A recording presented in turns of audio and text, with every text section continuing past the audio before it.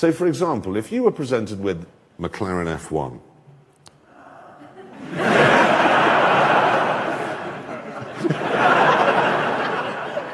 This is Rowan Atkinson. Whether you know him as Mr. Bean, Blackadder, or Johnny English, one thing never changes: his ability to make everyone around him laugh.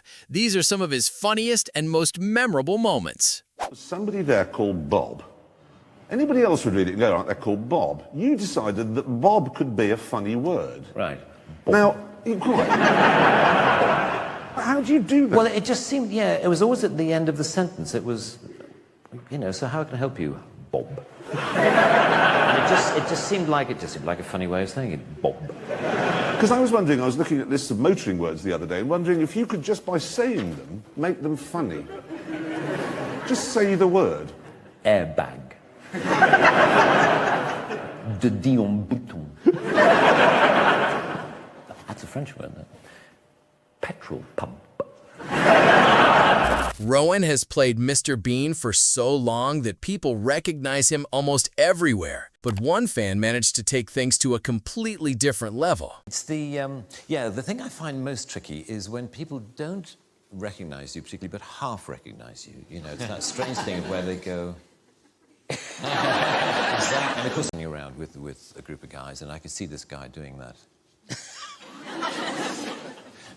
And he came up to me after a while and he said, "Excuse me, has anyone ever told you that you're the absolute spitting image of that Mr. Bean?" And I said, "Well, actually, I am the actor who plays Mr. Bean." And he said,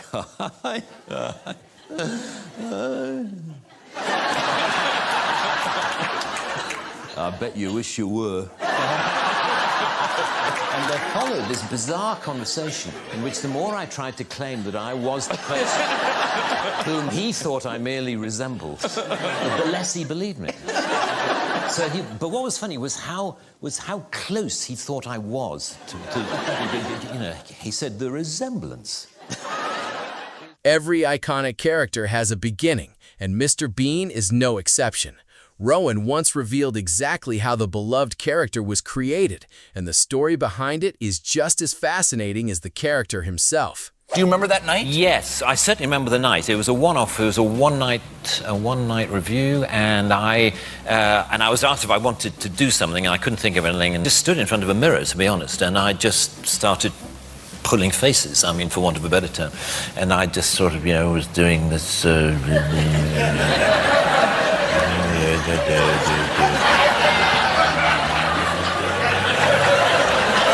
then there was this idea of having a card. Have you got anything that I could...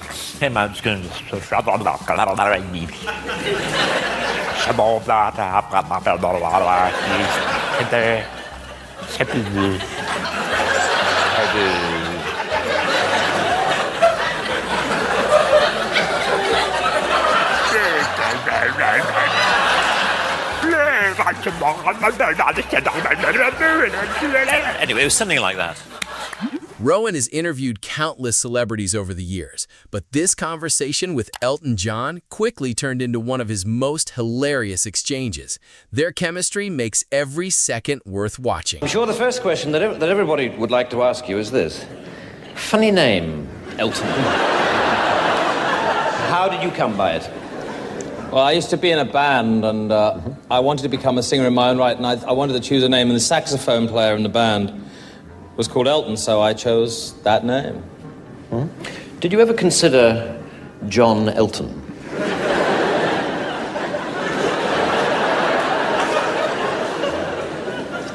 No. You didn't? Okay. Right, well, let's start with those early albums, then. One of which I believe was called simply Elton John. Yes, that's correct. And you didn't feel awkward with the name at all? I thought it sounded great, and, you know, I thought people would be more interested in the music rather than the name. Hmm.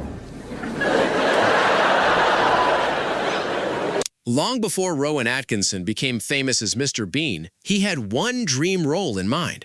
But when Hollywood finally called, things didn't go exactly the way he imagined. You've always had an ambition to do a film. Yes. And I understand you've fulfilled that ambition. Well, yes. Well, I mean, I've done those filmed versions of stage shows, but I've always wanted to play a part in a James Bond film. I really always wanted to be the villain.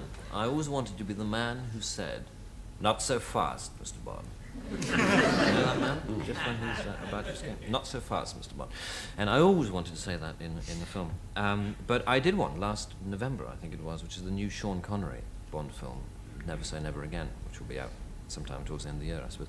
And but unfortunately, I don't play a villain. I play a goody-goody. I play the British consul in the Bahamas, who's very, very dry man. And So it's not a serious part, is it? it's my ambition fulfilled. No, not really. No, it's got. But at least it's a nice, I think, quite rounded. Rowan is known for his quick wit, but this moment at the Formula One Grand Prix caught almost everyone off guard. His impression was so subtle that it completely flew over Martin Brundle's head. What would Mr. Bean reckon to all of this Formula One malarkey? Yeah. Well, he would enjoy it very much because he's a car enthusiast, as you know. Oh, that's right. Yeah, he had some magnificent cars, didn't he? Cars, then he'd enjoy it. But anyway, it's fantastic to be here.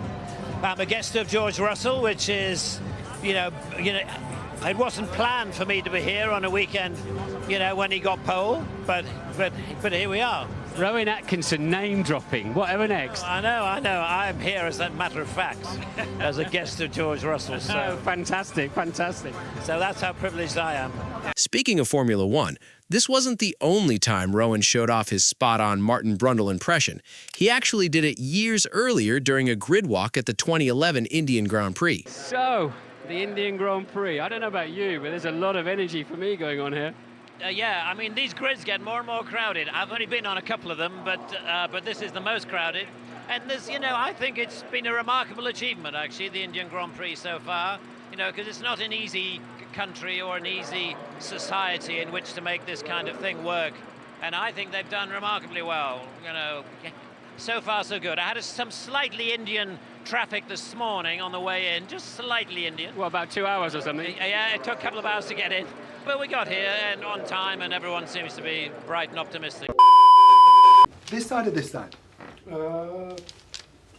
Right, how do you want to sit down? No, I'll get behind you. Well, I see, I just sit here and you do don't nothing. have to do anything. Okay. Coming up on Sunrise this morning, we meet the lovely Mr. Rowan Atkinson. We talk about Mr. Bean's holiday, and all you have to say is, if you miss it, you miss out. Simple as that. You ready? Right, okay. I'm good at this. Good, okay. How interesting. Morning, Neil Sean here on Sunrise. A man who needs no introduction, Mr. Rowan Atkinson, and we talk about Mr. Bean's holiday. Remember though, Rowan? Oh, sorry? If you miss it, you miss out. Do you mind doing that again? Yeah, okay.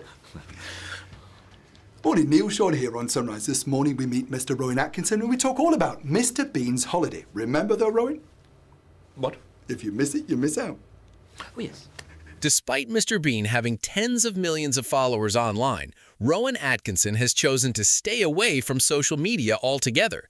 His reason is exactly what you'd expect from him. Like, what are your hobbies and likes and... Yeah, I tend to keep myself to myself a lot. I'm not on social media in any shape or form. I prefer to keep all my activities of a personal level, personal and private, just because I find it much more relaxing. I find the whole concept of social media just not keeping up with it, sort of right? unrelaxing. Yeah. It feels like an unrelaxing thing, so I don't do it. Most comedians love making people laugh. Rowan Atkinson, on the other hand, says he barely laughs himself, and the reason is surprisingly relatable. Richard Curtis says that you find almost nothing funny. Yeah.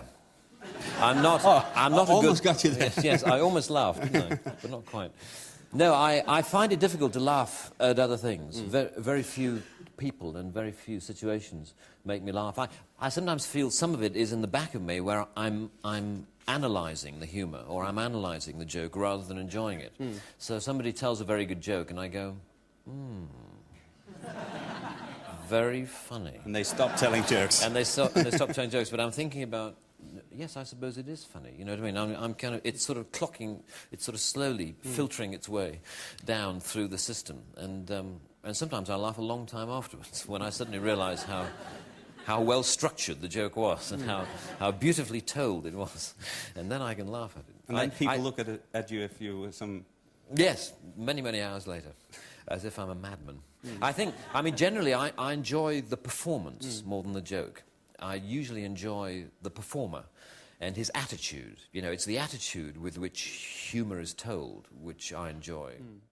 It's always refreshing to see celebrities around kids, and Rowan is no exception. Watching him answer children's questions is genuinely heartwarming and shows a completely different side of his personality. Mr. Bean, Mr. Hello, Bean, kids. how are you? Do you like oysters and prawns? Do I like oysters and prawns? The answer is no. I don't like oysters at all. I never have done. Prawns I can either take or leave. I quite like prawns when they're fried and when they're cooked, but oysters I hate. Have you ever had an oyster? No. No, well, I would, steer clear if I was you. Can you think of anything? He was going to say... Yeah, what do you want to say? Do you support Chelsea? Do I support Chelsea?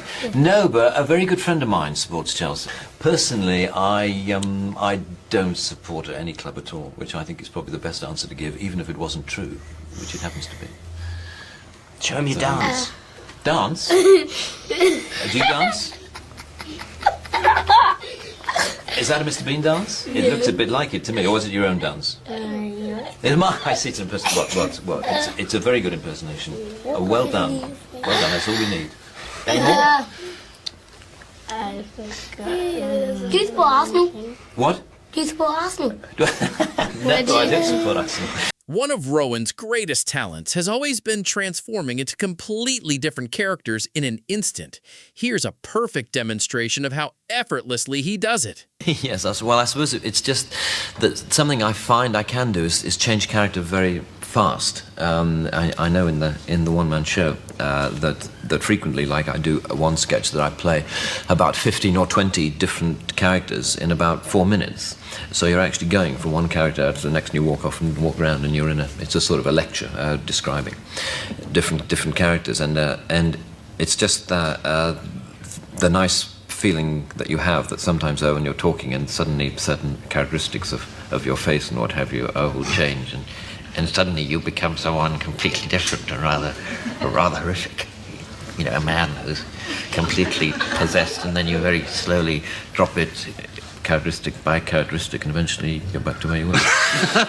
Even getting pulled over for speeding turned into a comedy routine once Rowan Atkinson was involved. Now, there was a story in our tabloid papers here, and I don't know if it's true. I mean, you got some huge speeding ticket in England. Is this true? Yeah, a huge speeding ticket. You mean? No, not physically large, just a very high number. Yeah, it was very. Yeah, I was doing 114 miles an hour in an Aston Martin. I think. No, it was on a highway, but it was still quite quick, and it was one of those things. I mean, as you know, if you work in television or movies, you sometimes wonder whether when you encounter a speed cop, whether he's going to recognize you, and whether that is going to ease the pain a little bit, whether he might conveniently just forget that there was any speed involved in your progress, and whether he'll pass over you because he's a fan and an admirer.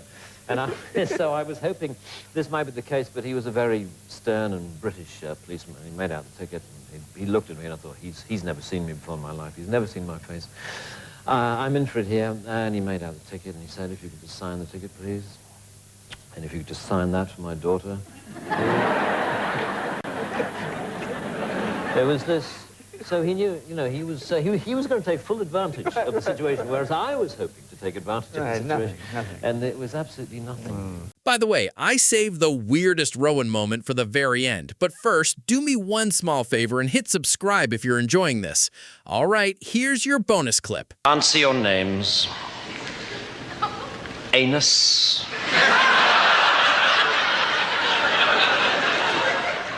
Arse bandit.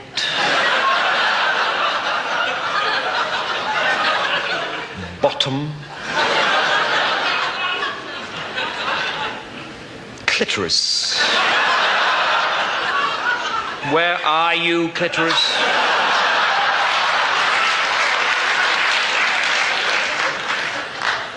Doo-doo. Enema. Fist up.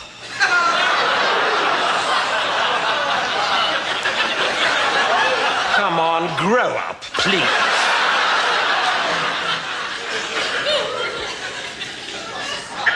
Genital. I'm sorry. Genital. Herpes. Still with us, I see.